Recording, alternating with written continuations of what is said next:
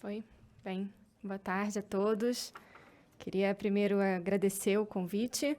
Eu sou Laura, sou biomédica de formação, trabalho com economia da saúde, com avaliação de tecnologias em saúde. E é um pouco sobre isso que eu vou falar hoje com vocês. Na verdade, a gente estava falando muito de inovação. A inovação, ela requer uma inovação no nosso processo metodológico para atender justamente a essa chegada de terapias gênicas, terapias avançadas, CAR-T, enfim. Então, o que eu queria dividir com vocês aqui hoje é um pouco sobre como o processo de avaliação de tecnologias em saúde ele vem propondo atualizações de forma a garantir o acesso dos pacientes raros, oncologia também, dentro desse novo cenário de tecnologia que vem se colocando. Meu conflito de interesse, eu trabalho numa empresa de consultoria, a Origin Health, então, só para deixar esclarecido. Aqui é só o fluxo das novas tecnologias em saúde, então, enfim, como muitos sabem, a tecnologia, quando ela chega, ela precisa primeiro de um registro na Anvisa, em seguida a precificação pela CMED, e aí a gente tem a incorporação no mercado público e no mercado privado pela Conitec e pela ANS, depois a monitorização do acesso dessas tecnologias, e é justamente nesse momento de incorporação que a gente vai discutir aqui hoje. O que tem em comum quando a gente pensa no mercado público aqui representado pela Conitec e no mercado privado representado pela ANS? A exigência em comum é o processo de ATS, que é a chamada avaliação de tecnologias em saúde. Por definição, a avaliação de tecnologias em saúde ele é um processo multidisciplinar, né, que tem métodos explícitos para determinar o valor de uma tecnologia ao longo de todo o ciclo de vida. Então, a gente pensa muito no momento da incorporação, mas é importante lembrar que a gente faz ATS, né, desenvolve ATS quando a gente pensa em preço e quando a gente pensa também em desincorporação. Então, hoje o que a gente observa é que a ATS ela é uma ferramenta de política de saúde, né, ela tem esse papel de fundamentar o processo de tomada de decisão, de forma que a gente tenha, né, processos que sejam eficientes, oferecer para o paciente o melhor dentro daquilo que a gente pode pagar, porque hoje a gente tem essa diferença, de um lado, toda a questão de sustentabilidade, de busca de eficiência do sistema, e do outro, a chegada das novas tecnologias, né, envelhecimento da população, tecnologias que agregam outras tecnologias, a gente falou aqui de genômica, esses pacientes precisam ser identificados para que eles possam usar um medicamento de precisão. Então, a gente vai agregando, a gente não vai retirando. É difícil que hoje, no cenário de inovação, que uma tecnologia exatamente substitua a outra. Então, essa discussão sobre eficiência, né, equidade e sustentabilidade é um debate que a gente vem vendo em todos os fóruns, né, que vão discutir economia da saúde e avaliação de tecnologias em saúde. E aí, com isso, o que a gente vê é que a ATS, de modo geral, como eu falei antes, ela é multidisciplinar, então ela vai incluir aspectos clínicos, de eficácia, de segurança, de efetividade, aspectos econômicos, como a avaliação de custo-efetividade, custo-utilidade, impacto orçamentário, mas também outros domínios relacionados, por exemplo, ao paciente, como os aspectos de aceitabilidade, de conveniência, né, comodidade posológica, por exemplo, mas também aspectos organizacionais, de difusão da tecnologia, logística, capacitação, né? Quando a gente fala, por exemplo, de alguns procedimentos, é importante entender quantos profissionais de saúde podem desenvolver, né, desempenhar aquele procedimento dentro do nosso sistema de saúde. Tudo isso está incluído dentro do processo. Mas a verdade é que hoje, a nossa ATS, a nossa avaliação de tecnologias em saúde, ela se fundamenta muito em 3 principais pilares. Então, a gente tem uma necessidade médica não atendida, porque para a gente incorporar uma tecnologia tem que ter uma justificativa, né? Então, existe um gap de assistência para o paciente que justifica a gente pagar a mais.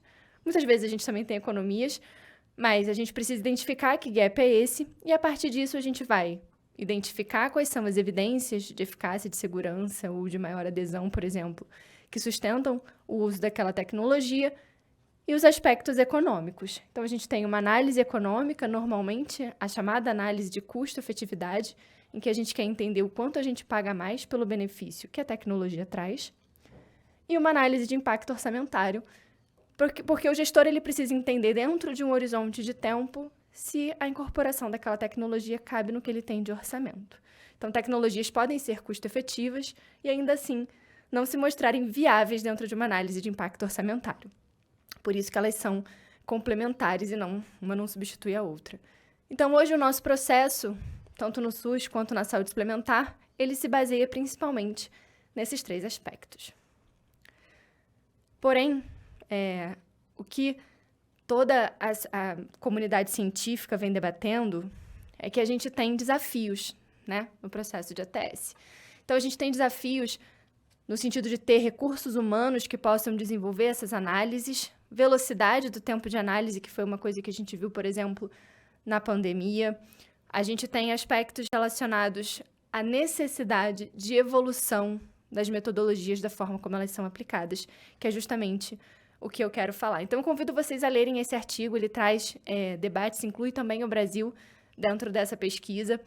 A gente tem aspectos relacionados à participação de outros stakeholders, então como é que a gente consegue engajar de forma efetiva, né, e consistente médicos e pacientes no processo de tomada de decisão. Enfim, diferentes aspectos, mas de tudo que é debatido, eu queria trazer alguns aspectos principais que eu considero hoje muito sensíveis quando a gente fala, né, de avaliação de tecnologias em saúde e de economia da saúde. Então, a gente tem essa questão da integração de diferentes perspectivas. E isso é muito importante, né?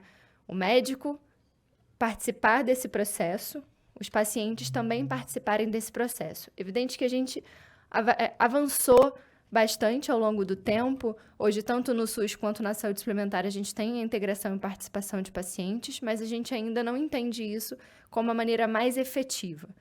Então, a gente tem propostas de novas metodologias que consigam integrar de forma transparente essa participação. Então, que permita que a gente entenda exatamente o que é importante para o médico, o que é importante para o paciente e o que é importante para o gestor, e a partir disso a gente consiga chegar num consenso. Para que todo mundo consiga, de forma transparente, falar o que importa, por que importa e em que contexto importa. Então, a gente já vem tentando trabalhar um pouco dessa inclusão, porque algumas terapias, principalmente quando a gente fala de doenças raras, elas não vão mostrar um ganho exatamente em termos de sobrevida. Diferente, por exemplo, de oncologia. Mas a gente tem preferências do paciente por uso de uma fórmula ou outra, né? Entre outros aspectos que são mais subjetivos e que a gente precisa incluir. E isso leva a gente à discussão de quais são esses outros fatores que estão sendo considerados dentro do processo de tomada de decisão. Mas antes de falar desse ponto, eu queria só discutir um pouco a questão dos desafios metodológicos, porque hoje a gente, como eu falei, se baseia naqueles 3 pilares principais, e se a gente pensa em terapias avançadas, terapia gênica ou terapia celular, a gente tem possibilidades metodológicas que impactam na qualidade dessa evidência e que, consequentemente, impactam na tomada de decisão. Então, o que a gente vê, por exemplo, em doenças raras, é uma dificuldade do desenvolvimento de estudos que sejam tão robustos como o que a gente vê para as doenças prevalentes. Então, eu listei aqui algumas características, né? A gente tem, por exemplo, doenças que hoje não têm um tratamento que seja capaz de modificar o curso da doença. Então, a gente não tem comparador. Com isso, a gente tem estudos de braço único, necessidade de comparações indiretas e custo incremental muito alto, porque eu comparo uma nova tecnologia inovadora de alto custo a não tratar, ou a fazer um tratamento de suporte. Enfim, isso esbarra em processos que hoje desafiam a gente no desenvolvimento de soluções. Por quê? Se a gente considerar o mesmo processo, né, antigo, inflexível, como alguns pesquisadores chamam, a gente nunca vai conseguir que essas tecnologias sejam incorporadas, porque elas vão sempre cair no mesmo buraco, digamos assim. Então, o que a gente tem hoje como proposta? A gente precisa, né, que toda a sociedade, enquanto os pacientes, as sociedades médicas e também de metodologistas, né, os núcleos de avaliação de tecnologias em saúde, os pesquisadores, que a gente consiga se organizar para começar a produzir materiais que nos digam como a gente pode incluir essa participação, né? Materiais que nos digam como a gente pode desenvolver essas análises que hoje são necessárias, uma vez que o processo que a gente já tem não é capaz de responder às nossas perguntas. Então, a gente precisa, por exemplo, de guidelines de comparações indiretas, de guidelines de dados de mundo real, que nos digam como é que a gente pode aplicar esses dados para um dossiê de submissão e incorporação dessas tecnologias. porque, como eu disse antes, a gente não vai ter estudos comparativos, né? A gente não tem, por questões éticas, a gente não consegue randomizar esse paciente para o braço placebo, e a gente também não tem um N de pacientes que permita a gente fazer essa randomização em 2 braços. Então, sistematicamente, a gente acaba caindo no mesmo problema. Então, hoje o que a gente vê, e isso foi muito debatido no último Congresso de Economia da Saúde que a gente teve há 2 semanas atrás, em que eles falaram muito sobre, agora na Europa, a gente está atravessando um momento que eles vão ter uma única comissão dos 26 países que vai fazer avaliação clínica das tecnologias. E esse é um momento que a gente tem de possibilidade de atualização dos nossos métodos. Então, de criação de guidelines e diretrizes que nos ajudem, por exemplo, a compartilhar o risco, né? Como é que a gente pode desenvolver essas análises, esses modelos de compartilhamento de risco? Como é que a gente pode usar os dados de mundo real, como eu falei anteriormente? Enfim, diferentes iniciativas que a gente ainda precisa organizar para garantir que elas vão ser aceitas pelas agências que vão avaliar essas tecnologias futuramente. Em termos econômicos, a gente tem o QALY, que são os anos de vida ajustados pela qualidade, que hoje é a nossa métrica dentro das nossas avaliações econômicas. Então, de modo geral, a gente tem um valor monetário por QALY. O que acontece, principalmente dentro do âmbito das terapias avançadas e doenças raras? A gente tem um custo muito alto por QALY ganho, e a gente não consegue que essa tecnologia caiba dentro do nosso limiar de custo-efetividade. É evidente que a gente flexibiliza esse limiar de acordo com a gravidade da doença, que é o que a gente faz aqui no Brasil, mas o próprio NICE, ele tem, que seria a agência do Reino Unido, ele tem outros fatores que levam a essa flexibilização. Então, a depender da tecnologia, ela pode ter até 10 vezes o valor do limiar estabelecido. Aqui no país, a gente não tem, né? No SUS, a gente tem um limiar que flexibiliza em 3 vezes o PIB per capita, dependendo da gravidade da doença, doença rara, doença que acomete em crianças e que tem impacto em mortalidade, por exemplo. Mas esse seria um único aspecto, né? E hoje, a nossa pergunta é se existem outros fatores, que foi o que eu falei anteriormente, que podem nos ajudar a mostrar o real valor de uma tecnologia. Por quê? O NICE, antigamente, ele trouxe esse debate principalmente para tecnologias voltadas para doenças raras. Esse foi um debate que a gente teve também na época da chegada das tecnologias para hepatite C. Qual é o valor social de uma tecnologia? Né? Existem tecnologias que vão ter um ICER maior, mas que vão se aproximar desse valor social e que, por isso, você tem ali uma flexibilidade maior e um entendimento da importância da incorporação. Enquanto tem outras tecnologias que podem ser até custo-efetivas, mas que se afastam desse valor social. Então, que talvez não faça sentido incorporar dentro de um cenário de custo de oportunidade. Então, essa foi a primeira, isso assim, em 2007, né? Primeira manobra que o NICE tentou fazer de forma a acomodar, né, essas tecnologias dentro do sistema, flexibilizando esse limiar de custo-efetividade, mas hoje a gente já tem outras ferramentas, né, multiplicadores, as tecnologias que preenchem características de altamente especializadas, então, que a depender do volume de benefício clínico que elas estão propondo, elas vão ter uma flexibilização aí de até 10 vezes esse valor da razão de custo-efetividade incremental. E mais recentemente, a gente teve essa proposta em 2018, que seriam de novos elementos de valor que poderiam ser considerados dentro do processo de avaliação de tecnologias em saúde, se a gente coloca o paciente no centro da decisão. Então, em roxo, vocês conseguem ver os elementos centrais de valor, como QALYs e custos, que já são tradicionalmente considerados, mas a gente amplia, também tentando olhar para aspectos como perda de produtividade, melhora de adesão, esperança, medo de contágio, valor de seguro, valor presente, com uma ideia que, por exemplo, uma nova tecnologia, como é que a gente mede inovação dentro do nosso processo? A gente não tem isso claro. A gente não entende qual é a importância e qual é o peso de cada um desses aspectos para a decisão. Mas, se uma tecnologia ela desbloqueia um novo mecanismo de ação e permite que tecnologias melhores sejam desenvolvidas no futuro, será que isso não deveria ser considerado dentro do processo de tomada de decisão? Ou, se uma tecnologia é uma ponte para o paciente viver mais e no futuro ter acesso a uma terapia curativa, será que isso também não deveria ser considerado dentro do nosso processo de tomada de decisão? Então, esses são aspectos que hoje vêm sendo amplamente debatidos no sentido da gente entender o que faz ou não faz sentido para incorporar no nosso processo de avaliação de tecnologias em saúde. E aí, 2 semanas atrás, eu estava na ISPOR e eles apresentaram uma nova flor de valor em que a gente tem mais critérios além daquilo que vinha sendo debatido desde 2018. Então, a gente tem, por exemplo, a dinâmica de preço. Será que dentro dos nossos modelos, pensando num ciclo de vida, lifetime de um paciente, a gente consegue incluir a perda da patente, a chegada de genérico? Como é que a gente consegue modelar todos esses aspectos? Qual é o impacto de saúde mental ou de custos que os cuidadores têm com os pacientes raros, por exemplo, e como isso é incluído dentro do nosso processo? A gente também não sabe, mas são aspectos que talvez a gente precisasse começar a medir. Toda essa questão da inovação, né, como eu falei antes, da inovação tecnológica e um debate, uma discussão muito importante com relação à equidade.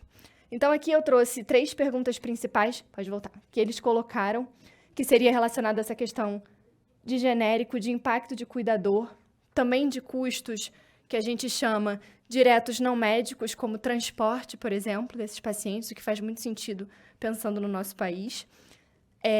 E o debate da equidade, que hoje a proposta que a gente tem, e claro, tudo isso ainda está começando muito, mas são propostas que a gente consiga avançar e garantir o acesso no futuro, são de avaliações econômicas generalizadas, distribucionais ou expandidas, que de alguma forma vão fazer uma análise dentro da perspectiva da sociedade, agregando esses outros aspectos que hoje não são considerados pelo sistema de saúde. Então, para fechar, eu trouxe uma outra publicação que eu acho muito interessante de ser discutida, que é do Office of Health Economics, que é uma agência no Reino Unido que debate muito essa questão de avaliação de tecnologias em saúde. Então, eles trazem 2 recomendações principais. Uma, como você consegue capturar o melhor valor de uma nova tecnologia, e a outra é com relação às incertezas dos desfechos.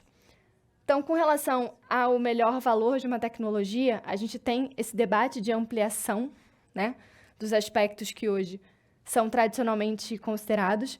Lembrando que essa é uma publicação específica de terapia gênica, mas aqui, o ponto é que a terapia gênica ela acumula todos os desafios que as terapias já têm. Então, acaba que isso aqui se aplica para muitas coisas, mas foi feito para a terapia gênica justamente por ela ser esse ponto principal com todos os desafios acumulados. E eles debatem muito sobre essa necessidade de organização do nosso ecossistema. Então, como a gente vai poder incluir estudos de mundo real? Como eles vão ser considerados? Necessidade de publicação de guideline que nos ajude a direcionar esses dados dentro das avaliações. A questão dos acordos de compartilhamento de risco, né, medidos por desfecho, desempenho. Então, como é que hoje a gente está preparado para ter centros no nosso país que possam avaliar esses pacientes, acompanhar esses pacientes? As nossas bases de dados estão suficientemente organizadas para receber essas informações? O nosso centro de compras tem uma política estruturada que permita que o pagamento seja parcelado se a gente propor, por exemplo, um desconto inverso? Então, enfim, é uma proposta já adiantando possíveis soluções, mas nos desafiando no sentido de entender se hoje a gente está pronto para esses novos modelos inovadores ou desafiadores. Então, eu convido vocês para lerem esse material. Ele foi feito com base numa revisão da literatura e também num painel de especialistas, porque eu acho que ele desafia e traz pontos que a gente precisa pensar enquanto metodologista, sociedade, indústria, paciente, médico, para garantir o acesso do paciente certo, à tecnologia certa, na hora certa. É isso, obrigada.